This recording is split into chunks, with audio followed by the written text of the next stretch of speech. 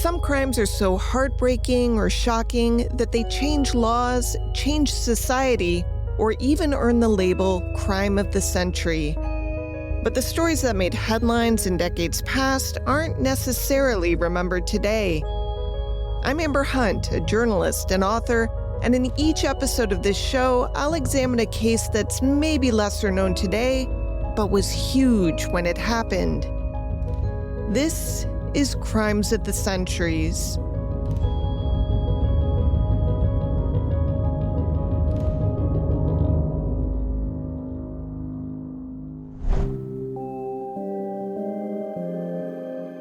Laid out before Dr. Francis Edward Camps was the trunk of a human being, a torso with its arms still attached, but no sign of the legs or head that once accompanied them.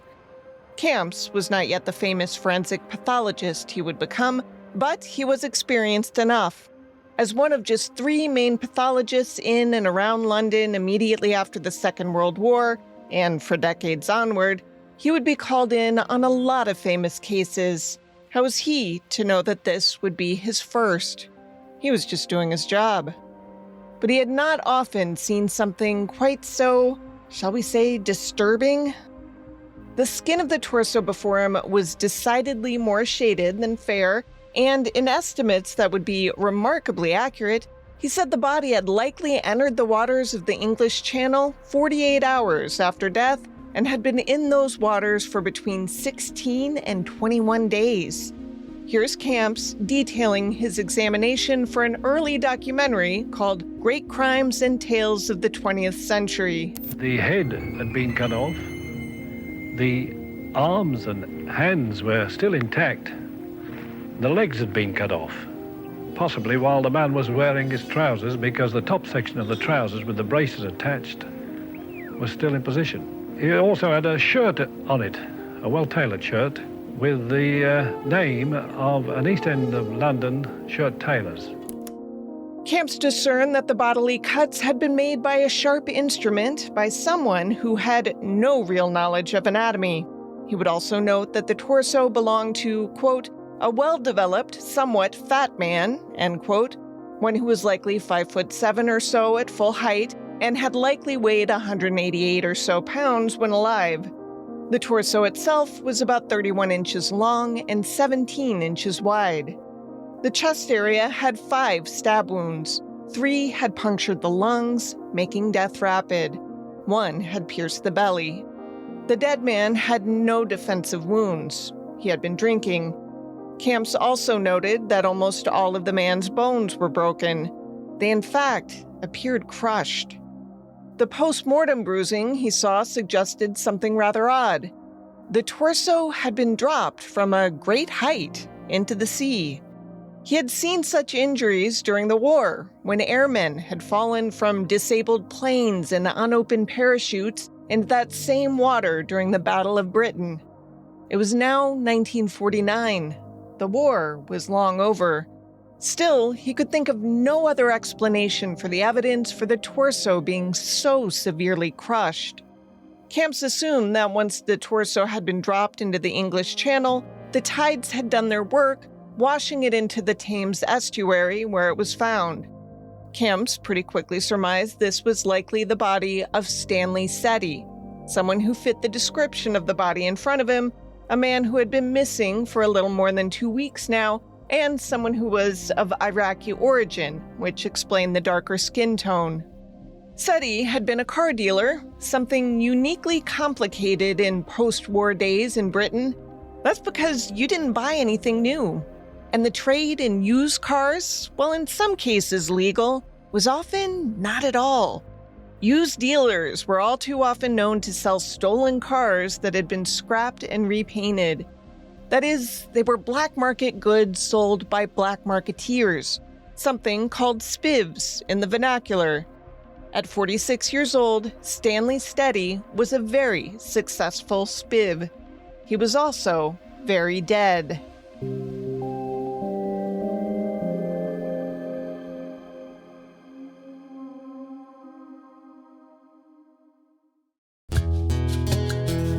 Crimes of the Centuries is sponsored by Mint Mobile.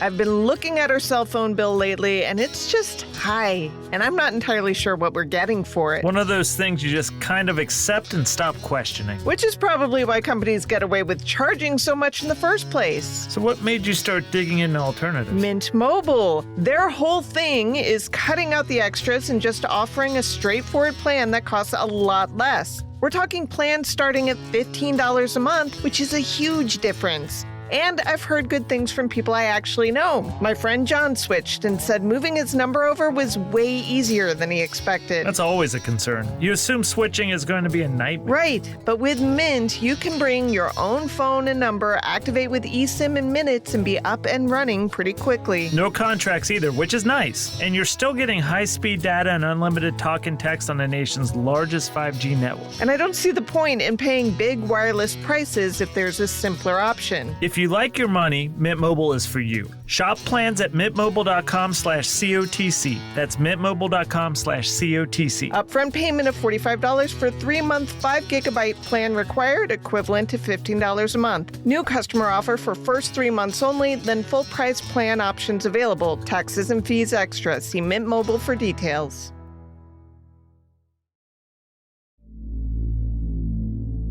The discovery of Stanley Setty's torso in the Essex marshes in 1949 would set off one of the most sensational criminal investigations Britain had ever seen. One that for the first time involved an aircraft as a tool of murder, and one that would ultimately force Parliament to take a long, hard look at whether British justice was actually working. Setty's body had been found the morning of Friday, October 21st, by Sidney Tiffin, a local farmhand who had gone out on his little boat to shoot ducks. He lived on the Essex coastline, an area thick with estuaries, marshes, and mudflats just off the North Sea. Greater London lies to the southwest. Well, I hadn't been out long when I see it, and it was just the north side of Hereford. Of course, I pulled up, shoved up alongside on it and got a hold on it and cut it open. The claw opened on the wall and that sunk, that was wet. I see that was a body, man's body. See, it was a body, so it floated out. Tiffin anchored the body with a wooden stake and rowed in to find the local constabulary. Rather out of sight here, this was not the first body that Tiffin had found, and it wouldn't be his last. The estuaries were good places to stash bodies, so much so that Tiffin would have the misfortune of finding 10 of them. He was never a suspect in any of the deaths. Anyway, the man charged with finding out how Setty had died was Superintendent Colin McDougall. The police who called New Scotland Yard their home base were nothing if not good at what they did. Their first thought was to get some fingerprints off this headless, legless mass of crushed flesh, because while they were pretty sure it was Setty, a fingerprint match would make them certain. They knew that Setty had been in jail 20 years earlier for outstanding debts while living in Manchester, and fingerprints had been taken then. Here's Katie Charlwood, a social scientist and historian, explaining what they did next in 1940s crime Who Did What Now. He cut off the head and the legs and went, "That's enough," completely neglecting to remove the arms and hands from the torso. Due to decomposition, they were not able to get fingerprints from the hands themselves. However, because the skin was so waterlogged, they were able to remove the skin from the hands and wear it like a glove. One of the detectives drew the short straw and put on the skin glove, after which the prints became readable. A bit ghastly, yes, but it did the trick. The technique gave investigators their answer. The torso was Setty's. Now McDougall's men set out to find the rest of the body, to no avail. They talked to Setty's family and associates only to discover that Setty had set out on the day he went missing while carrying 1,000 pounds, or about $61,500 in American money today. He had told several people he was planning to buy a Jaguar in Watford, a nearby town, that evening.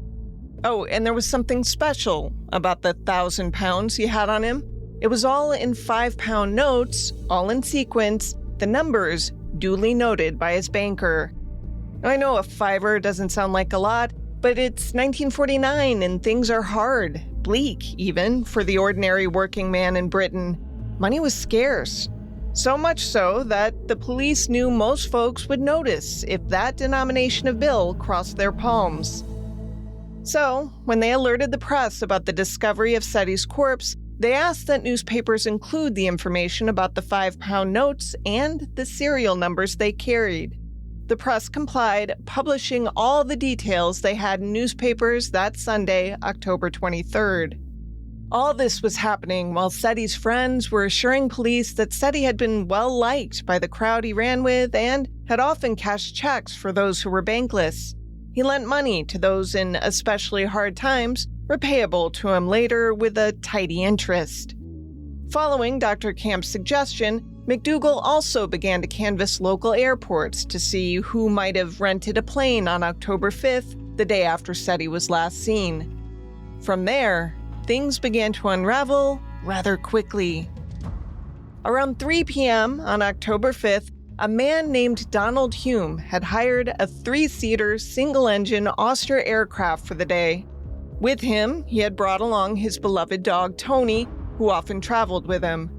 The dog was part Alsatian, and everyone in Hume's orbit knew how he doted on the pooch. Tony was, many said, this man's only real friend, the only living thing he could trust. Doing the legwork, the police found that Hume had taken pains to load 2 packages into the plane. He had taken off at 5:30 p.m. and landed an hour later at Southend Airport, a trip that should have taken him half that time. At Southend, he found himself unable to fly back to Elstree because of the weather. He called a taxi and had the cabbie stop at a garage to pick up yet another parcel before driving him to his flat. He paid the driver with a 5-pound note. He then called the airport. He had left Tony in his car there and arranged for them to let the dog out for a run and give him water and food. He said Tony would be fine in the car overnight, and he'd come back to pick him up as soon as he could. The next morning, Hume retrieved Tony, then returned to Southend, picked up the rented plane, and got the last of his packages wrestled into the back of the plane with some help. This last package, by the way, was the heaviest of the 3. Bizarrely enough, he and Tony got lost on the flight back, landing this time at Gravesend Airport. Poor visibility again made him leave the plane, and he and Tony took another taxi home. He paid again with a $5. He then arranged for the plane to be flown back to Elstree. Meanwhile, he had some home improvements he said he had to make. Now, Setty's family was frantic. He had been born in Baghdad 46 years earlier as Solomon Setty, back then spelled S-E-T-I instead of S-E-T-T-Y. He had lived in England most of his life. His sister called the police when he didn't show up the first night, and the police responded swiftly in an effort to track him down. They mapped how his distinct cream-colored Citroën automobile was seen at different spots throughout the afternoon of the 4th. They did this by talking to street vendors who knew him. They all said he didn't seem to be going in the direction of Watford, the town he had told others he was headed to in order to buy that Jaguar. Setty's car had shown up back at his house by the next morning. There was no key in the ignition, and no one had spotted who had dropped it off. Hume was arrested on either Wednesday, October 26th or Thursday, October 27th. Sources vary, though both agree the arrest took place around 7:30 a.m. When first contacted that morning about Setty's torso, Hume said he knew nothing about it. But he gave that up pretty fast. He had told investigators that he had been approached by 3 men on the street. Their names were Mac or Maxie, Gree or Greenie, and The Boy. Despite the vague monikers, he gave very detailed descriptions of each one. He said they had asked him if he was the flying smuggler. He said he was. Hume had been using his pilot's license to smuggle contraband for years, he said, moving anything from black market goods to undocumented people across borders. He didn't balk at any assignment so long as the price was right. It was a reputation that had spread through the criminal world he inhabited. So, when 3 men approached him to dump some parcels from a plane, his story went, it wasn't out of the ordinary. Maybe he had balked a little, but they said declining the job wasn't an option. He was paid £150 for the work. He hadn't known what was inside the parcels, he insisted, and he certainly hadn't killed anyone. Now, all that said, there is something you should know about Donald Hume, something that the police did know.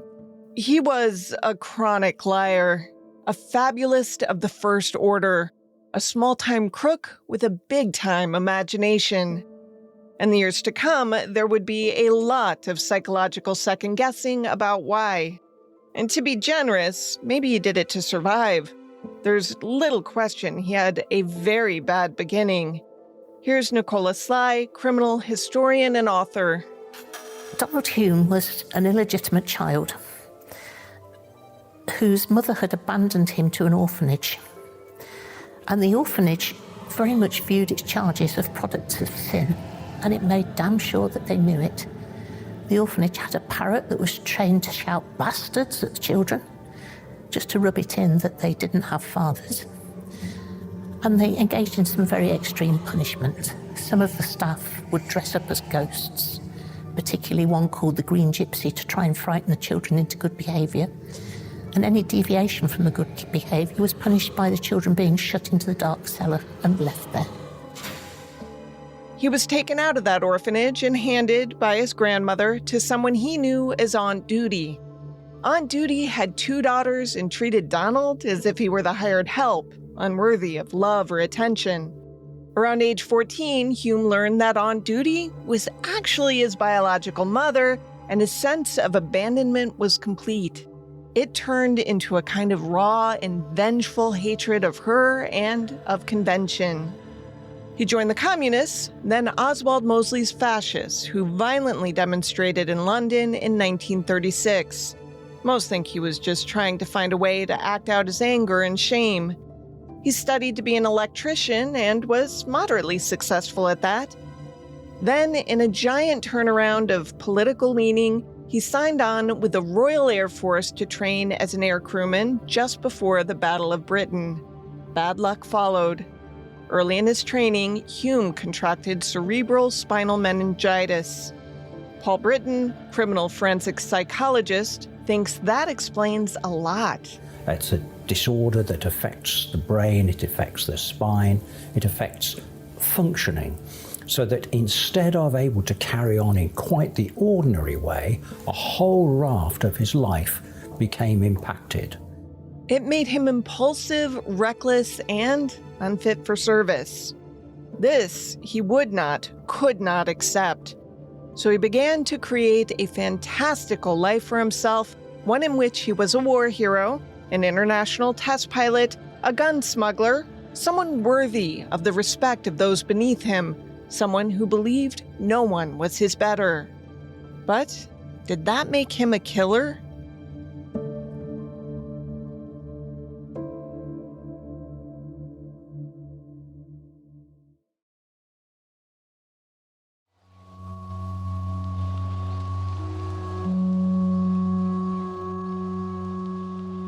Donald Hume was 27 when he met Stanley Setty, who was already the king of London's Warren Street, where anyone with enough cash and few scruples could acquire a car. Mark John Maguire and They Got Away with Murder explained how the two men came to do business together. Donald began selling forged petrol coupons for Setty and then stealing cars for him. Hume later claimed to have been involved in numerous international smuggling escapades using aircraft. But this is probably fanciful. The reality was Donald Hume was a small-time crook. Nell Darby, who has a doctorate in the history of crime, goes a bit further. Both men were adept at being kind of basically used car salesmen. They were very persuasive, they were very winsome, and they are these larger-than-life figures. Said he was an immigrant from Iraq. He'd moved over with his family when he was quite young, but there was always that sense of being an outsider, of trying to assimilate yourself into Britain by being successful, by being better. Hume, again, you've got this background of abandonment, of feeling that he's not loved. He, again, is trying to prove himself. He's trying to prove that he's better than the people he kind of resents almost for having a better life than him. So both these men, even though they're from ostensibly very different backgrounds, they've both got a similar goal in life. By now, Hume was leading two lives, one by day, the other by night. He had succeeded in creating a prosperous business, one that employed 45 men, doing electrical repair work in all the residences and businesses that were still so badly damaged from the war. Simultaneously, he bought a Royal Air Force pilot's uniform, frequenting bars and passing bad checks, while grateful Britons heaped praise upon him for saving them from invasion and Hitler domination. He even turned up at RAF bases expecting to be treated to lodging and food. But the first life soon suffered and crumbled under the burdens of the second, a life where he lied about his prowess, stole cars from men like Setty, and drank to excess in the nightclubs and cafes of those who could afford what he could not. The business he built went bankrupt, but before it did, his lies had helped him land a beautiful wife who was said to have had a past that included a former husband, frequent nightlife, and maybe Setty? Hume and his wife Cynthia had a baby girl and a common goal. They both wanted a life that invited envy. And no one is exactly sure why Setty showed up at the Hume home the evening of October 4th, 1949, but he did not leave in the conventional manner. The versions that Hume would later tell varied dramatically, so it's unclear exactly what took place or why. The untangling of what we know for sure would take a few months and a good bit of solid police work. Finally, it was decided the prosecutors had enough to try Hume for murder. The public was riveted when the trial began on January 18, 1950, in the No. 1 courtroom at Old Bailey, London's principal criminal court. Appearing for the prosecution was Christmas Humphreys, senior prosecuting counsel and later judge, who was also, quite remarkably, a devout Buddhist and eventual founder of the much-respected Buddhist Society of Britain, which came about 25 years later. Appearing on behalf of Donald Hume was Richard Francis Levy, also well known to the British public. He held the title of King's Counsel, something that made him one of a few senior barristers appointed by the monarch, in this case King George VI, father of the late Queen Elizabeth, for excellency in advocacy. Humphreys straightaway told the court that all of what he was about to present was circumstantial, but he insisted it added up to murder. Levy admitted almost immediately that Hume had led a shady life, but he insisted that didn't make him a murderer. Humphreys went first. He wanted to talk about what the police found in Hume's flat when they searched it. Dr. Henry Holden, director of the Metropolitan Police Laboratory at Scotland Yard, testified there were traces of blood found in the sitting room, in the hall, in the bathroom, on the stairs that led to the bathroom, and in the dining room, where a large quantity of it had been found to have passed through the cracks to the plaster and board below. Dr. Camps spoke about the injuries and how they lined up with the straight line of blood leading from one spot in the flat to another. Others testified about how the blood might have seeped out of the parcels Hume had filled with the bloody body parts after dismembering Setty. Others still spoke to the fact that Hume had taken the sitting room carpet out to be cleaned on the morning of October 5th. In fact, he asked that the carpet even be dyed, a dark green shade, if you please. Mrs. Ethel Stride, the weekly housekeeper, testified she had arrived that same day to be asked by Hume to go buy a new floor cloth. She had already noticed that the carpet was missing. He had also told her that his efforts to clean the carpet had made the family's mop unusable, and could she buy him a new one of those as well? When she returned to the house, Hume said she was not, under any circumstances, to interrupt him or come into the kitchen that day, which was odd. She usually cleaned the kitchen. She said she cleaned upstairs instead. She noticed the rug in the hallway was also missing. Other witnesses testified that afternoon, Hume left the house to have his family's meat carving knife sharpened, and that later, after Hume had been arrested, the knife was found in the flat. It was now blunt. Witnesses said on the morning of the 5th, before his wife left with his daughter for a doctor's appointment and before Mrs. Stride showed up, Hume had personally gone to the bank and paid a few bills, including back rent. He also paid to retrieve something he had previously pawned. On the morning of the 6th, Hume arranged for the wood floors to be restained. As Humphreys said, it was all circumstantial. Alfred Spencer, a downstairs neighbor, swore he heard no noise coming from the upstairs apartment on the evening of the 4th. Hume's wife Cynthia said she had been in the bedroom and had likewise not heard anything from the sitting room. Here's Maguire again. Hume gave evidence on his own behalf and gave further details of the three men who had given him the £100 to dispose of the packages. Mac was a thick-set man, about 5 feet 10, fair-haired and in his 30s. He wore a ring with a stone set in it, which he constantly polished against his coat. Greeny wore a flashy suit and plain suede shoes, was about 5 feet 7 in height, and wore an overcoat with a belt, but no hat. The boy had a receding hairline and wore steel-rimmed glasses. The defense called Hume, who gave weak alternative explanations about the blood. It simply came from the parcels that those three guys had brought into his house for his disposal and for his sudden desire for better furnishings. Christmas Humphreys cross-examined Hume, asking him about the parcel. Here's the exchange. "What did you think it was?" "Well, I thought it might have been part of a human body." "It was obviously part of a human body, wasn't it?" "No, sir, not obviously." "Once that Setty was missing, I did not connect the two of them. What else could they have been that spurts with human blood?" Hume didn't reply. "You could have informed the police." "No, I was scared stiff." "Why not, if you're an honest man?" "I'm not saying I'm 100% honest. I am saying I am a semi-honest man, but I am not a murderer." The motive, said the prosecution, might have been some bad feelings between the two that got out of hand. Or maybe the money Setty had on him. Or maybe a combination of the two.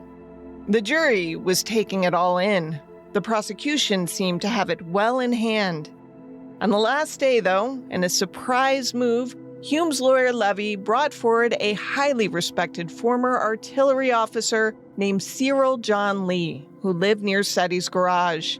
He said he had not liked how his neighborhood had changed in recent years, and he had indeed heard the names Maxie and Boy batted around the street there. So the smuggler hires existed, said Levy. Humphreys countered that the names were not that uncommon. Plus, he had already presented two managing directors of the automobile firm where Hume had said the man had approached him, and neither had recognized the names, nor did they recognize Hume's very precise descriptions of the men. The arguments were done on January 26, 1950. The judge gave instructions. In just 2.5 hours, the jury returned. They were never going to reach a unanimous verdict, they said. Humphreys had little choice.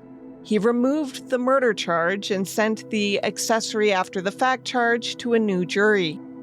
Hume pleaded guilty to the lesser offense. He could have gotten life. Instead, he got 12 years.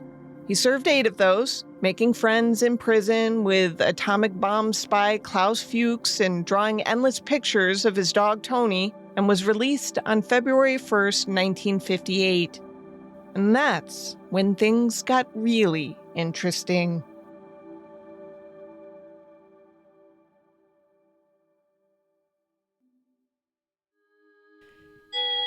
Hey everyone, before we get back to the show, just a reminder that you can get bonus episodes and bonus material at grabbagcollab.com. Just go to grabbagcollab.com and choose which tier you'd like to subscribe to. Thanks so much.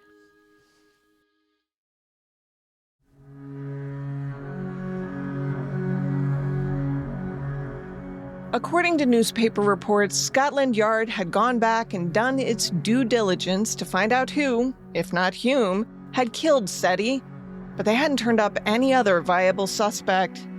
Hume's wife divorced him on grounds of cruelty just after his conviction and had disappeared from public view with their young daughter. Hume had reportedly been a good prisoner, if an unrepentant one, never offering anything by way of apology to Setty's family for his part in hiding the crime.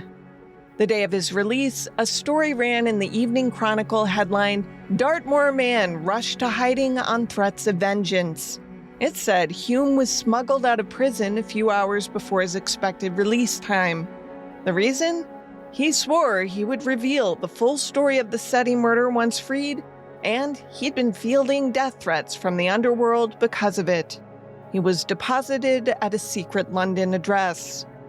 After his release, Hume faced a reality that a lot of people newly released from prison face. He needed money. How he handled that need, well, that was something new altogether. On June 1st, 1958, this headline ran in the Sunday Pictorial newspaper: "I killed Setty and got away with murder." What followed was a full confession to the crime, featuring a stunning array of details that served to stun the public and fill in the gaps the prosecution hadn't. This is host Paul Brody of Well I Never reading the opening paragraph of the story. I, Donald Hume, do hereby confess to the Sunday Pictorial that on the night of October the 4th, 1939, I murdered Stanley Setty in my flat in Finchley Road, London. I stabbed him to death with a dagger while we were fighting. The exhaustive unfolding of the crime was bought by the Pictorial for the sum of £2,000.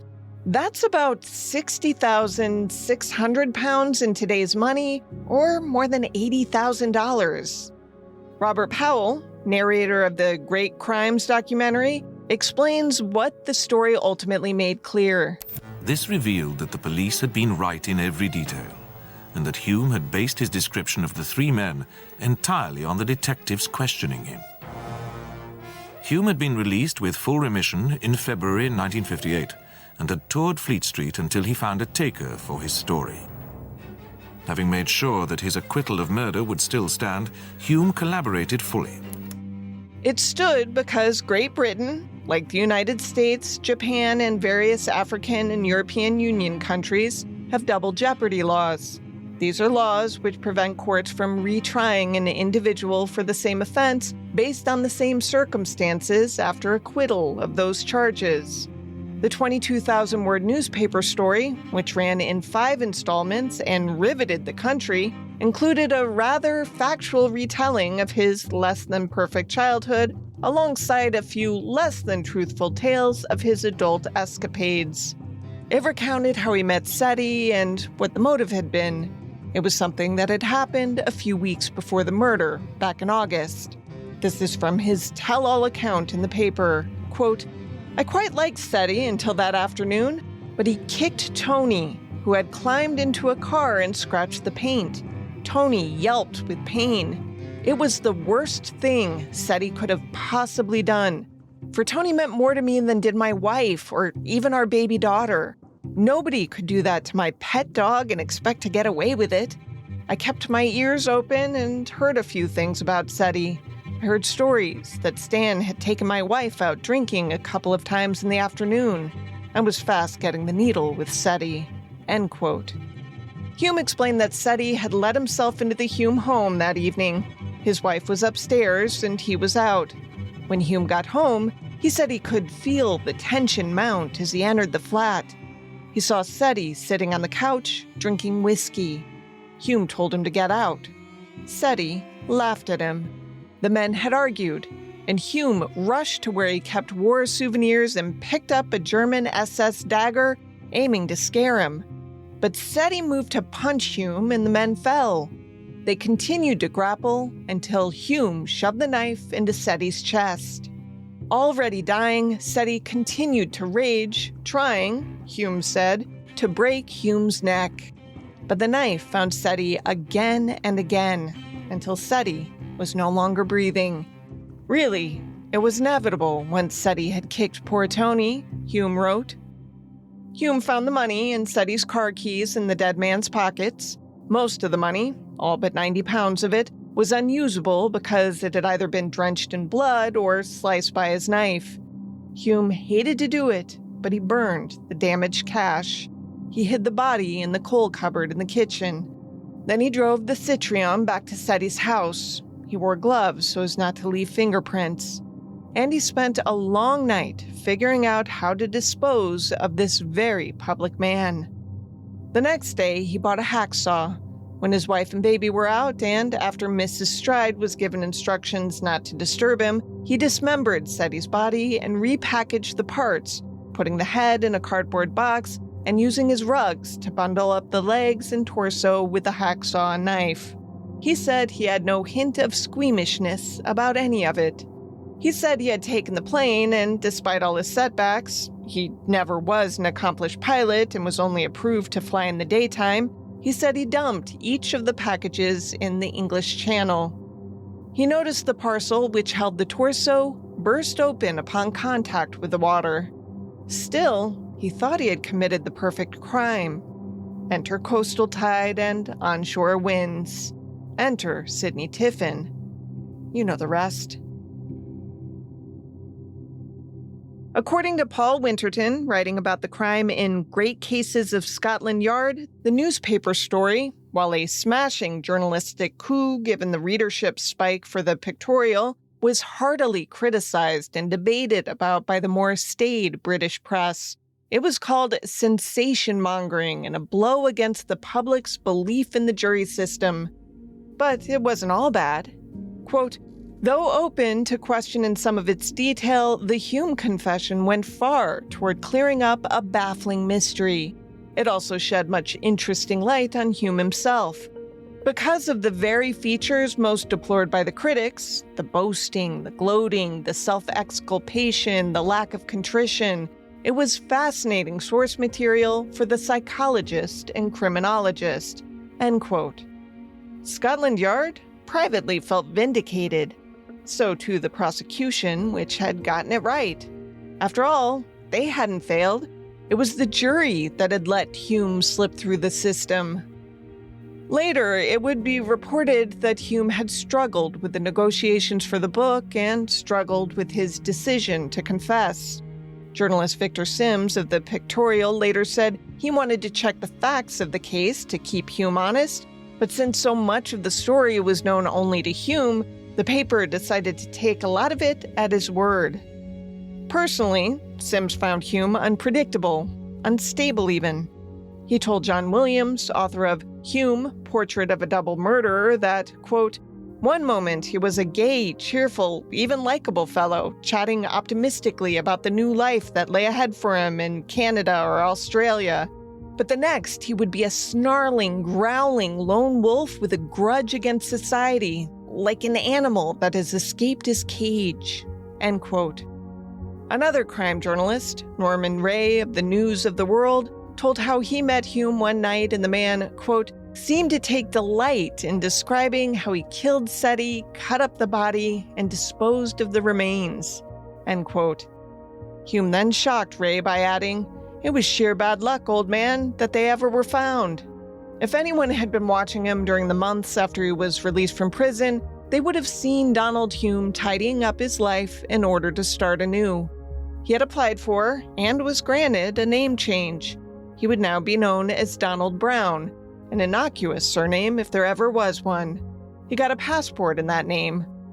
Then, he promptly dug into English birth and death registries to find a birth certificate for someone whose identity he might assume. That birth certificate would help him acquire a second passport to ease his movement around the continent. He stole the certificate and the name attached. It belonged to John Stephen Bird, a man who would have been 8 years younger than Hume, who was just 39 at the time. He wanted to leave Britain. Again, maybe Australia, maybe Canada. He would do it just as the Sunday Pictorial published its first installment of his story. He didn't want to deal with the fallout. He'd be a new man. But, of course, he wasn't.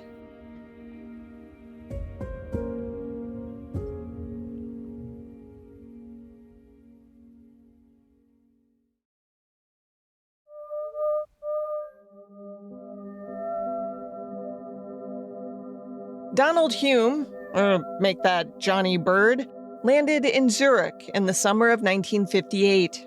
He settled into an apartment above a hair salon where he met Trudy Summer, the 29-year-old shop owner and stylist described as honey blonde, lithe, and elfin-faced by news reporters. Still a good-looking man, he swept Trudy off her feet with stories of his daring feats as a Canadian test pilot. It was whirlwind, but despite Hume taking numerous summer trips back to England and the U.S., that November they formally set a date to be married, Valentine's Day, 1959. And he had indeed had business back in England. On Saturday, August 2nd, he walked into a branch of the Midland Bank in Brentford, just outside of London. He'd been a loyal customer at several different Midland banks over the years, so it made sense to try his hand at his new profession somewhere he felt comfortable. He had planned a simple but lucrative heist. He had heard that the bank would be holding the payroll for several local factories, totaling around £40,000, and he figured that would keep him for a while. He entered the bank alone when it was about to close. The clerks locked the doors behind him. He was the only customer there. He took out a gun, pointed it at a clerk, and said, "This is a stick-up." Hardly original, but it appeared to work, until the clerk, a man named Frank Lewis, turned to shout to his colleagues, then swung back to face Hume, who shot him in the stomach. Hume then told the others he just wanted the money. They gave him around £1,300. He pointed to the big vault. One of the clerks told him there was nothing in it. Angry now, Hume ripped the telephones out of the wall and tied up the staff and left. He stopped to call for an ambulance to come to the bank. He made his way to a train, the airport, and back to Switzerland successfully. He spent a big night with Trudy. The next day, he read the London papers and found out that the guy he had shot was okay and that he had been lied to. The Midland Branch bank vault had contained £40,000, and he had left it there. Enraged by the lie that someone with a gun in their face had told it and that he had believed it, he vowed they would be sorry. 3 months later, he returned to the same bank, only to find that it had relocated a quarter of a mile away. He wouldn't rush. He'd cased that bank for a few days before he made his move. On November 12th, packing 2 weapons this time, he rushed in again at closing time, said it was a stick-up, and, perhaps trained better in how to react to such an occurrence, the bank staff ran to safety while one guy tripped the alarm. The bank manager tried to rush Hume. The pair struggled. Hume shot him.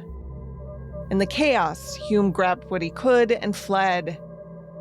By checking the London papers afterward, he knew there was a £5,000 reward for anyone who had information about this thief.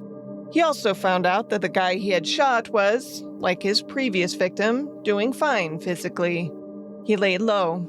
He spent Christmas with his betrothed, but by now she had begun to question some of his unusual reactions to things, his inexplicable rages, his callousness that could turn on a dime. She questioned why he had a gun. She found much about her Johnny troubling and hard to understand. In return, her Johnny told her nothing. On January 29, 1959, a little more than 2 weeks until he was to be wed for the second time, Hume went to Zurich on business. He was about to rob another bank. Later, when psychologists look back on his actions during this time period, they would say that he must have known this was his last hurrah. He had destroyed his false papers. He had taken a razor blade and a vial of poison with him as well, just in case. This robbery looked different from his 2 others. He seemed not to have done much planning. He seemed to have little hope for success. But he needed money.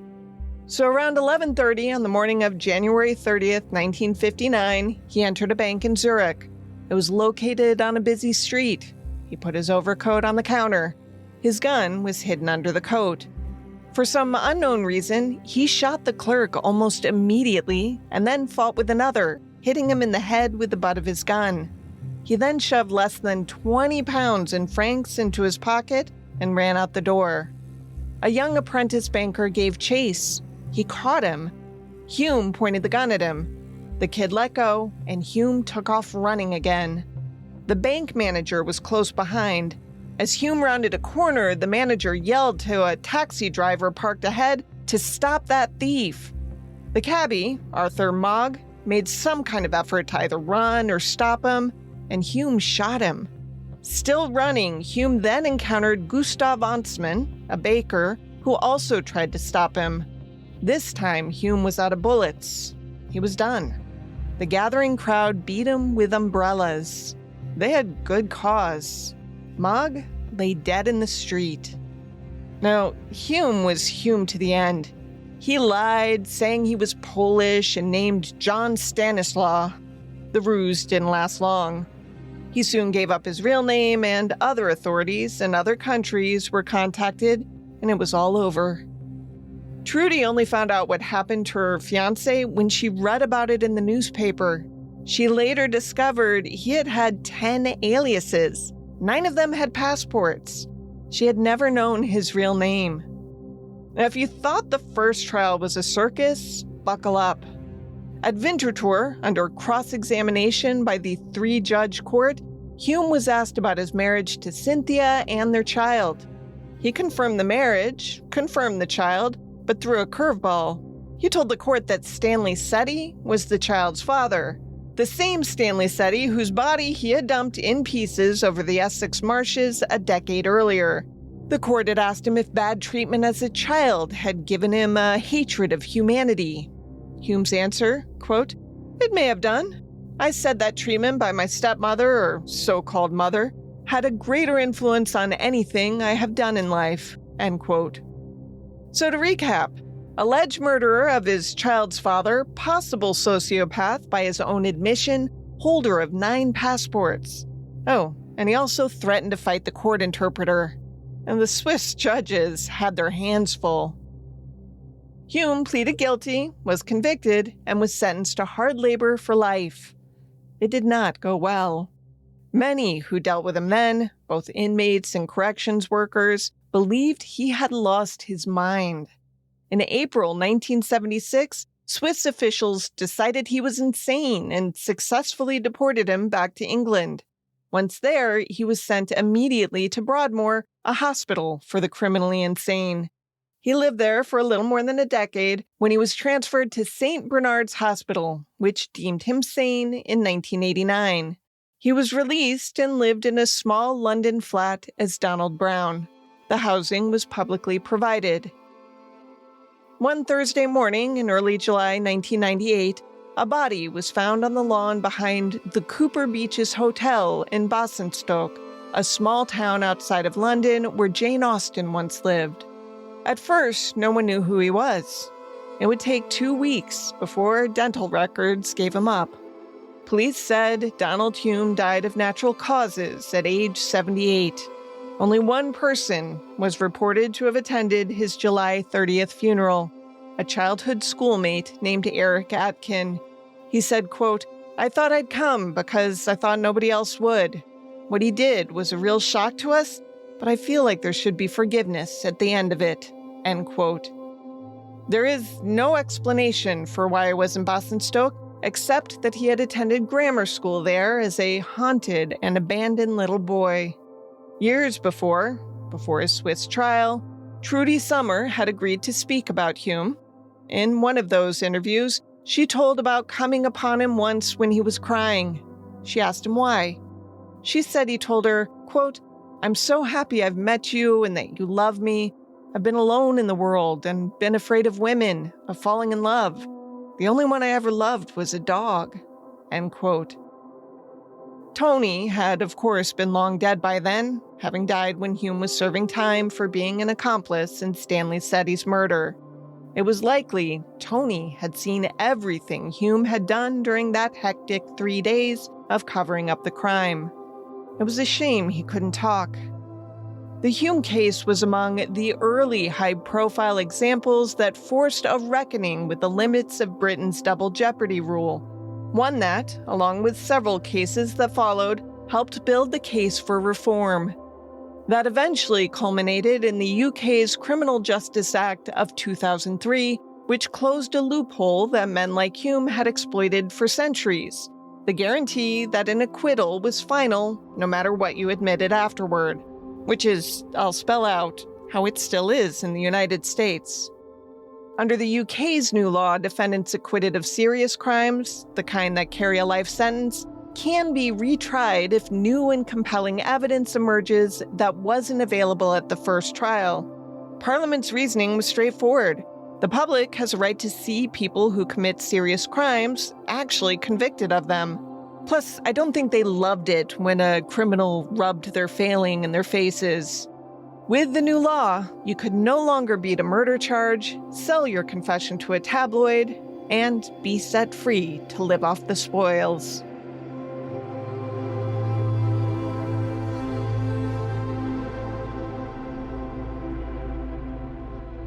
To research this case, journalist Amy Wilson read Donald Hume, Notorious Bank Robber and Double Murderer by Jonathan Oates, and Great Cases of Scotland Yard by Andrew Garvey.